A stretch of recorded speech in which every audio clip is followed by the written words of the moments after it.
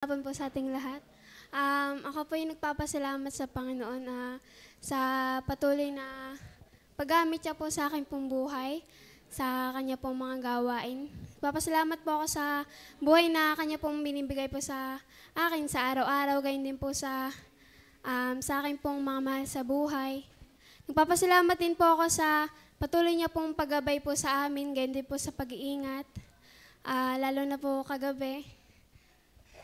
Kagabi po ay ako lang po at saka po yung aking pong tatlong mga babaeng kapatid yung kasama ko po sa bahay. Meron pong taong nagbubukas, pinipilit niya pong buksan yung pintuan namin. Tapos po kami lang po talagang apat. Tapos po naririnig ko po may tinataga po siya dun sa may puno po.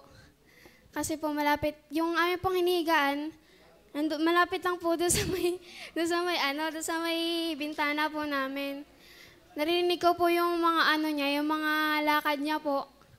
Tapos po nakikita ko rin po doon dahil po doon po kay Kuya Jander po ay may ulbo, ay meron pong ilaw po doon. Ay naaanuhan din po ng ilaw po yung sa may po namin sa amin pong bintana.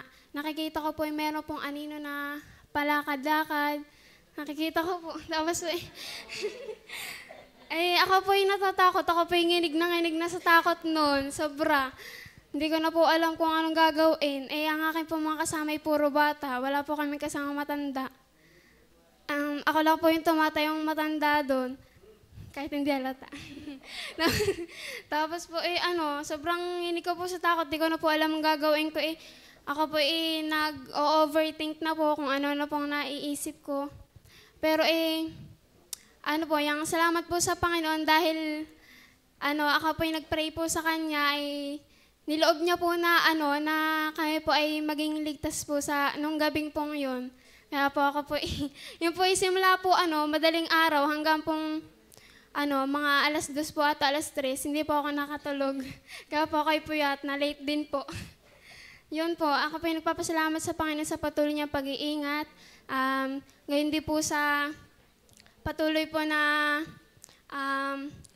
encouragement po sa akin po, Panginoon, encouragement ng Panginoon sa akin. At nagpapasalamat po ako dahil nagagamit pa sa kanyang gawain. Nagpapasalamat po ako dahil naka-attend pa. Akala ko po hindi na ako makaka-attend dahil po sobrang dami ko po talagang iniisip na negative po. Kagabi, hindi ko na po alam gagawin ko nung ako po nung mga nung time po na rinig ko po na na meron pong nagsasalita na po na mga tao buton sa bahay po nila lola po ni Kuya Jander, ay ako po yung nagkaroon ng lakas na loob na lumabas po. Kumuha po akong gulok, tinabi ko po sa higaan.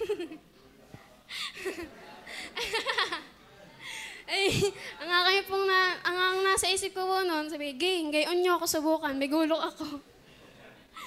Ako po pero po nung ako po nung time po na yon, meron po pa rin po talaga naglalakad. Tapos patuloy pa rin po yung tinataga po yung puno. Tapos kinabukasan po, yun nga po, kanina po, tinignan ko po kanina pong umaga, yung puno po namin, kita ko po may kulay green pa po yung tinaga niya.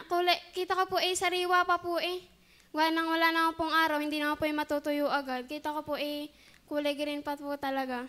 Tapos may mga kumakalansing pang bote kagabi. Yun po, ako po yung nagpapasalamat sa Panginoon. Talagang napakabuti po ng Panginoon. Hindi niya po niloob na mangyari po yung nasa isip ko po. Nagpapasalamat po ako dahil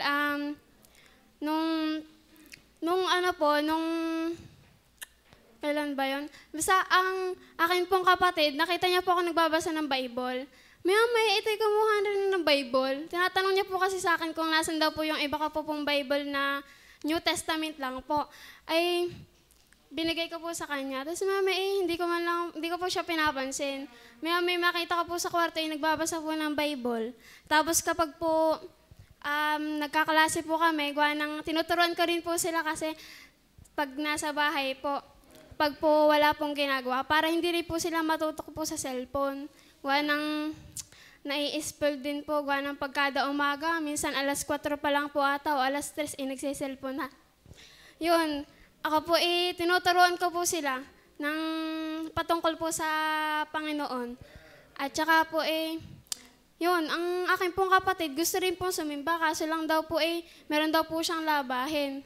Sabi ko, pwede namang pagpabukas na lang. Yan, ako ngayon marami ding labahin. Yun, ako po nagpapasalamat sa Panginoon at sana po yung palakad-lakad yun mawala na. Talaga namang, ako talaga nginig na. At saka sana po yung akin pong kapatid po makapagpatuloy pong sumimba po dito. Sana din po siya po makakilala na sa Panginoon at makilala niya ang sarili niya yung makasalanan. Yun, ako po yung nagpapasalamat sa Panginoon sa lahat-lahat na Kanya pong binibigay sa akin sa araw-araw. Hindi ko po mabibilang at hindi ko rin po maiisa-isa yung kabutihan na Kanya pong binibigay sa amin. Yun, ang paborit pa salamat po ay sa Kanya lamang.